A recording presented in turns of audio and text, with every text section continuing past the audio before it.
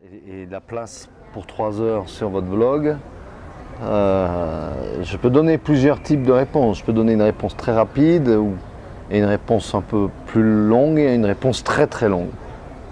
C'est vous qui choisissez. Non, il doit être un cure courte. Si je ne suis pas mal, la fiction et les documentaires concurrent dans un même cadre compétitif. Tout à fait. Il paraît donc que la différence entre un et l'autre est diffuse. Oui. Mais vous avez dit que cette proposition signale la santé et la vigueur du documentaire. Alors, est-ce qu'au fond, l'objectif est de questionner les genres documentaires? Si est-ce qu'on peut parler de genre, il existe un genre documentaire, monsieur Jean-Pierre? Si j'ai choisi de mettre ensemble de la fiction et du documentaire, c'est pour beaucoup de raisons. Une raison, c'était de dire le documentaire n'est pas du sous-cinéma, le documentaire est du cinéma plein, entier, exactement comme la fiction.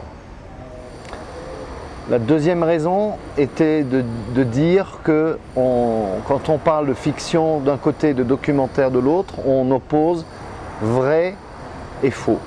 La fiction c'est du faux et le documentaire c'est du vrai. Je ne crois pas à ce partage-là. Pour moi, un bon film de fiction, une bonne fiction a un rapport avec la vérité. A une valeur documentaire et inversement, il y a des films documentaires qui n'ont pour moi aucun rapport avec la réalité. Donc mettre ensemble documentaire et fiction, c'était dire ça ne se partage pas entre vrai et faux, c'est plutôt il y a des films documentaires et des films de fiction qui essayent d'approcher le réel et des cinémas de fiction et de documentaires qui n'ont rien à voir avec la réalité. La troisième raison est une raison économique. Je me suis aperçu que dans les films que je voyais dans le monde entier, dans la production mondiale, les films qui m'intéressaient le plus, fiction et documentaire confondus, c'était des films avec une petite économie. C'est-à-dire des films qui faisaient que l'argent n'était pas un obstacle entre eux et le réel. Et donc je me suis dit que des films de petite économie, fiction ou documentaire, se ressemblaient plus entre eux que des documentaires avec d'autres documentaires.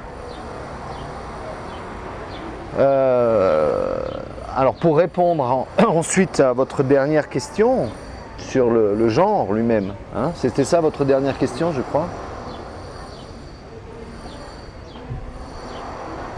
Pour moi, le documentaire se définit comme quelque chose qui ne se définit pas. À l'inverse de beaucoup de gens, moi je dis je ne sais pas du tout ce que c'est. Alors qu'est-ce que ça veut dire ne pas savoir? Ça veut dire que c'est un terrain en friche, c'est un terrain, un chantier qui n'a pas de limite. Chaque film va explorer une possibilité, chaque film va explorer une limite et c'est en ça que je trouve que le documentaire est très, d'une certaine manière, beaucoup plus intéressant en ce sens-là que la fiction. Parce que la fiction, d'une manière ou d'une autre, elle obéit toujours à la définition donnée par Aristote, c'est-à-dire une histoire, c'est un début, un milieu et une fin. Ça, c'est une définition très simple, mais qui est très contraignante, l'air de rien,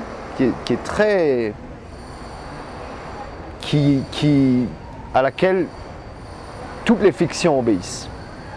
La preuve, c'est une phrase de Godard qui dit « Début, milieu, une fin, je suis d'accord, mais pas nécessairement dans cet ordre. Mais ça veut dire qu'il continue à obéir à ce modèle, même s'il dit je vais mettre peut-être la fin au début et puis le milieu à la fin, etc. Pour le documentaire, on peut faire un film qui est un film du début, par exemple, sans fin, sans milieu, ou on peut faire un film juste qui n'est qu'un milieu, etc., etc. Donc cette règle début, milieu, fin, elle n'existe pas pour moi dans le documentaire, même si beaucoup de documentaires choisissent d'y obéir. Ça, c'est leur problème. C'est pas forcément les films qui m'intéressent le plus, et c'est pas parce qu'ils y obéissent que c'est des mauvais films non plus. Donc pour moi, le documentaire, c'est un espace, non pas de liberté, je ne crois pas du tout à la liberté en art, mais un espace de recherche, un espace d'inquiétude. Voilà, ça c'est ma définition, c'est l'indéfinition du genre documentaire. J'ai vu rester avec la dernière partie de la dernière site. Il y a dans le public une soif de compréhension du réel, une véritable demande d'explication du réel. Est-ce qu'on peut expliquer le réel? Et je pense à une idée de Susan Sontag. Elle disait on ne peut pas posséder la réalité, on peut posséder et être possédé par les images.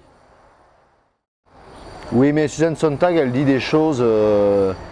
J'ai lu il n'y a pas longtemps une citation d'elle où elle dit on parle peut-être trop de la mémoire et on ne parle pas assez de la pensée. Or, la mémoire, c'est précisément des images. Donc, ce qu'elle veut dire, c'est que ça ne suffit pas de faire se lever des images, il faut aussi les penser. Quand je disais ça sur expliquer le réel, c'était en réalité dans cette discussion sur la fiction que je suis convaincu qu'il y a, disons, le cinéma depuis le début jusqu'à peut-être 25 ans, peut-être un peu moins, donner des grilles de lecture à un public. Y compris les films hollywoodiens les plus série B, c'était une forme d'explication. C'était un rapport à la réalité. Que ce soit les films soviétiques ou les films hollywoodiens ou les films de chaque pays, de chaque nationalité. Même s'ils ne le disaient pas, c'était des façons pour le public d'entrer dans le réel. Mais qui étaient, je crois, des modèles, ça dépend, là je suis trop général, mais trop générique, mais qui étaient souvent des modèles nationaux. On peut voir ça par exemple exemplairement avec le cinéma américain ou le cinéma soviétique. Et ces modèles nationaux se sont effondrés il y a maintenant une quinzaine d'années, je ne sais pas quand. Mais on est au courant maintenant de tout ce qui se passe, mais on ne comprend plus rien. On comprend plus ce qui se passe chez le voisin, mais on comprend plus ce qui se passe chez nous. Donc ça veut dire quoi? Ça veut dire que la fiction, qui était un objectif de 50 mm, à peu près, on va dire ça comme ça, à un moment donné, arrivait à montrer quelque chose du réel avec 50 mm. Maintenant, il faut travailler au téléobjectif ou au grand angle. C'est-à-dire être sur des focales avec très courtes. Et le documentaire permet ça. Permet de travailler des situations très spécifiques. C'est ça que j'avais en tête dans cette histoire d'expliquer. Et après, par rapport à votre remarque et votre citation de Susan Sontag, quand je dis expliquer, ça ne veut pas dire blablabla. Il y a des images qui expliquent le réel. Une image, c'est de la pensée, même si elle est silencieuse. Ou même quand elle parle, c'est pas parce qu'elle dit qu'elle pense. C'est dans l'organisation entre l'image et le son qu'elle pense. Ça, c'est ce que beaucoup d'ailleurs de documentaires ne comprennent pas. Il n'y a pas d'un côté l'image qui est idiote et le son qui est intelligent. C'est l'articulation du son et de l'image qui peut-être fait quelque chose fabrique un filet pour pêcher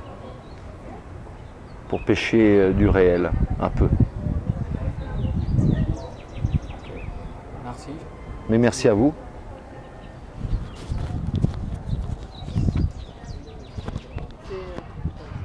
Ça a été